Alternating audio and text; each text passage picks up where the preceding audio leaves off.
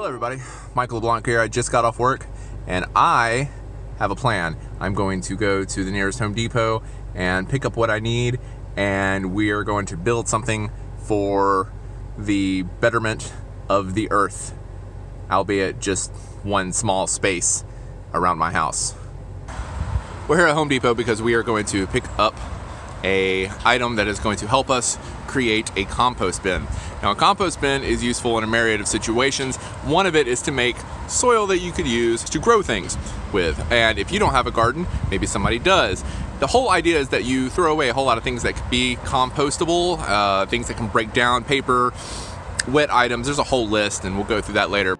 So there was a helpful guy at the door who really helped me get to where I need to go without spending too much time in here. Here we go. It's like 20 or 30 gallons. I think this is going to be able to do what we're going to do. Where's the camera? There it is. You know, maybe it is that I'm just hanging out in the wrong... Oh dear. I've got my bin. It's back there. It cost me just $10, and we're going to see what we can do with it. I just got home, and I've got the stuff that I need in the car, and I got to go upstairs to get some stuff together. According to this, all I really need is a drill and a decent sized bit and the bin, and then everything else we're going to deal with outside. I also need some newspaper, which I'm pretty sure I've got enough spare paper for me to actually throw into this thing. But what I'm going to do first is I'm going to go upstairs. I've been in these clothes all day. I don't like coming in here and just chilling with the clothes that I wore outside all day, so I'm going to have myself a quick wardrobe change in the count of 1, 2, 3.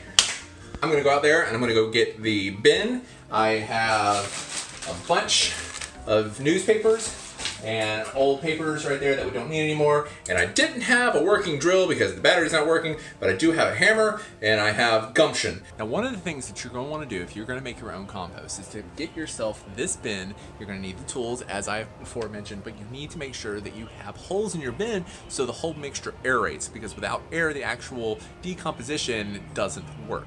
So I'm going to use my hammer and my gumption with these tools right here, and we're going to make 15 holes on top, 15 holes on the bottom, widen them out just a little bit. They're supposed to be about yay big, and that's not going to work. It's going to be too skinny, so we're going to use this to widen it out.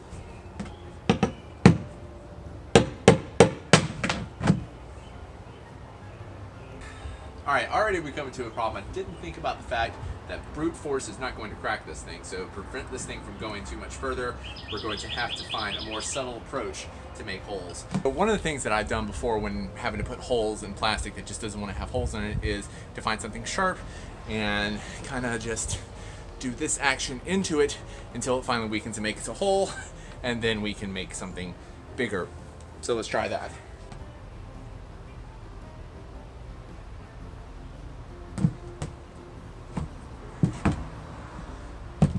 There we go. There's some success right there. Guys, if you don't happen to have a drill, you can just use one of these in a twisting motion, gently pressing down until the plastic gives due to plastic deformation.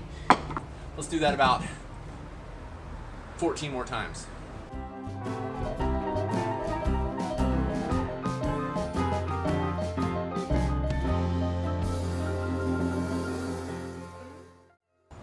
There's some small holes. I want to make them a little bit bigger now.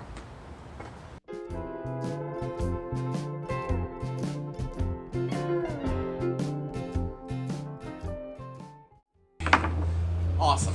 Now, the bottom of it is aerated, and now we got to do the lid. Same process as before, only because I don't have a drill. Again, if you guys have a drill, this might be a little easier for you. And I think I'm going to try to skip a step by using a larger screwdriver this time to make the holes that I need.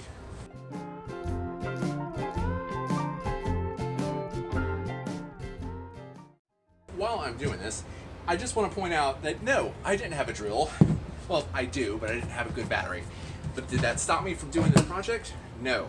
Just remember that when you guys happen to come up against something that doesn't seem to fit your plan, see if you can somehow go around it, still get the same outcome that you need with maybe either a slightly different tool, or go somewhere else you weren't expecting to find a tool and get that tool there.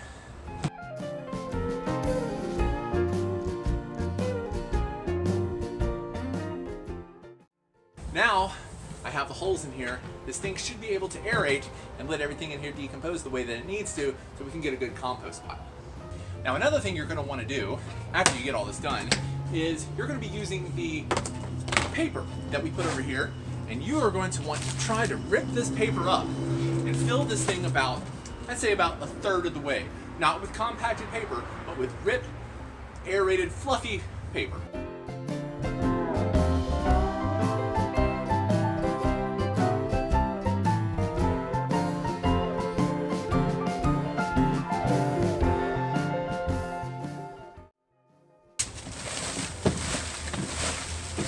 It's about 1/3 of the way full right there with fluffy paper. Now all we gotta do is find ourselves some dirt. We're gonna fill this thing about halfway full. Unfortunately, I don't have long on this battery, but I'm gonna tell you what I do have. I have myself these old pair of shears, and I have this. This is a lid for a grill. Now what I'm gonna do is I'm gonna be stabbing this dirt right here, collecting it with a lid and putting it in there because my shovel seems to be nowhere to be found. So I found out something a little disturbing about my backyard. It has been used to bury trash. I almost had myself cut on things like that CD right there and various pieces of glass that I was able to set off to the side over here. This is not a good way to start off my Earth Day with finding out that this place was a trash burial ground. Either way, this thing is halfway full of dirt. Now we're going to take it up there, put a cover on it, and then we're going to talk about what goes in these things to make these things work.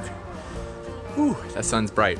Don't worry, that's not where my compost is going to be. My compost is going to be in a place that's nice and shady. One of the things that I didn't show is that I made sure that there was air going to the bottom. Now with that particular type of bin, when you put it straight on the ground, you're not going to get air inside of it. So you need to make sure that you prop up a little bit just to make sure that there's airflow underneath, because there needs to be air. I can't stress that enough. Over here, I'm going to put the lid on it and everything like that. And there are some earthworms in there. I found some earthworms when I was digging. This is going to be a prime spot for it, and we're going to go read about what kind of organic material we can put in it. Now, in order to find out what goes in a compost bin, forget about him for a moment. He's in a collar for health reasons. Let's find out what goes in a compost. We already have some things in here that already need to go into a compost pile. Grass clippings, tree leaves, printer paper, disease-free yard waste, cardboard. Ooh, we probably should have put some cardboard in there. I have some extra stuff lying around. I think we all do now that we're getting a lot of things delivered to us. That's actually a good idea to help break things down inside that. Vegetarian animal manure, if you happen to have any of that. Disease-free yard waste. Black and white newspaper, which I have some of that in there. Vegetable food scraps, coffee grounds, lettuce, potato peels, banana peels, avocado skins. We use all types of stuff like that here, and we can throw it directly into the compost. That's it, guys. That's all I wanted to show you, how easy it was to start you to have a compost. Now, I'm gonna go. These guys look like they need some attention. They're hungry, and I'm gonna make some dinner. As always, I love you guys so much. Save me a seat, and we'll do this again sometime.